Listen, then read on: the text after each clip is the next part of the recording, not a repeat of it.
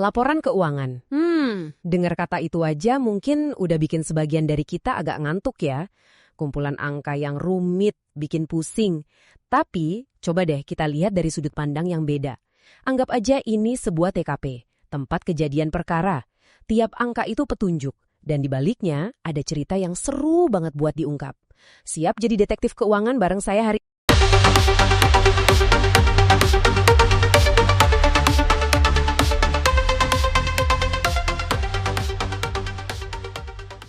Sebenarnya apa sih yang ngumpet di balik angka-angka ini?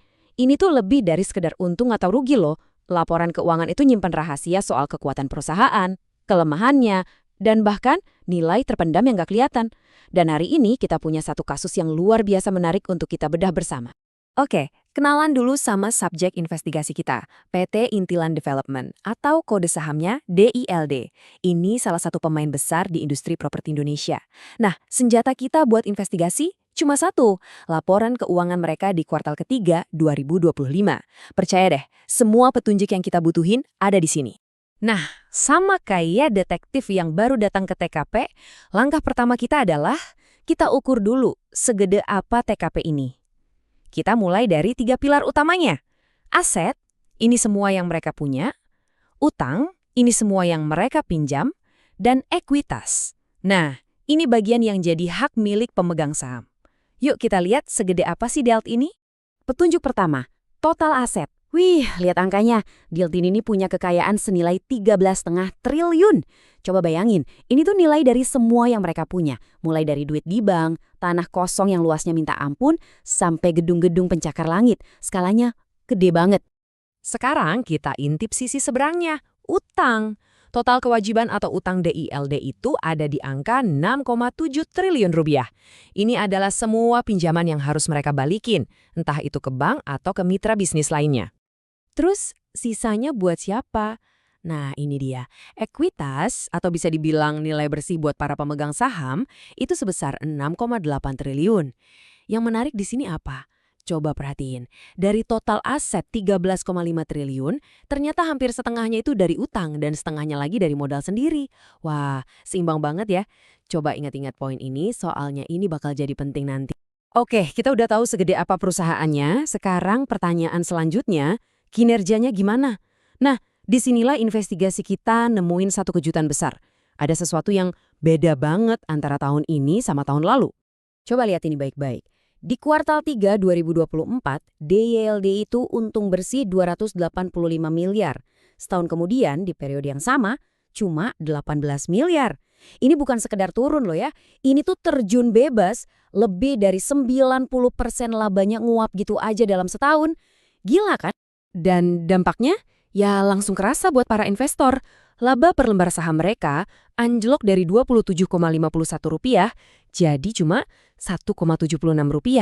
Ini tuh kayak lampu merah yang nyala terang benderang ngasih sinyal kalau mesin pencetak uang perusahaan ini lagi macet parah. Oke, petunjuknya jelas banget, laba anjlok. Kelihatannya kasus yang gampang ya.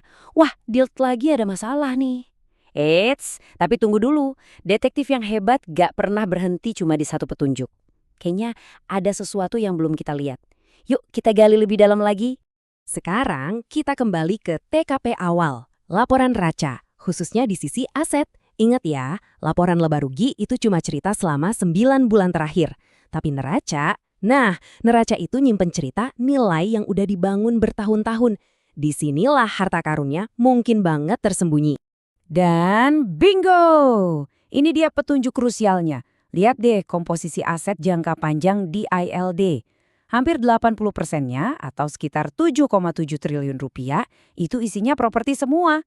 Mulai dari tanah buat pengembangan, bangunan yang lagi dibikin, sampai properti yang disewain. Jadi kesimpulannya simpel banget.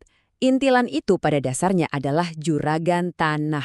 Kekayaan mereka yang sebenarnya itu bukan di rekening bank, tapi tertanam di beton dan lahan.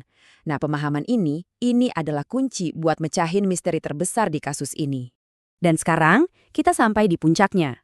Ada satu celah dalam aturan akuntansi yang perlu banget kita pahami. Aset properti itu biasanya dicatat di pembukuan perusahaan pakai harga belinya dulu. Bisa jadi harga 10 atau 20 tahun yang lalu.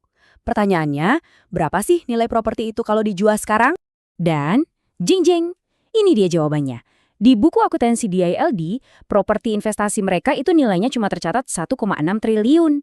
Tapi, nilai wajar pasarnya sekarang? Menurut penilai independen, nilainya tembus 4,4 triliun. Itu artinya apa?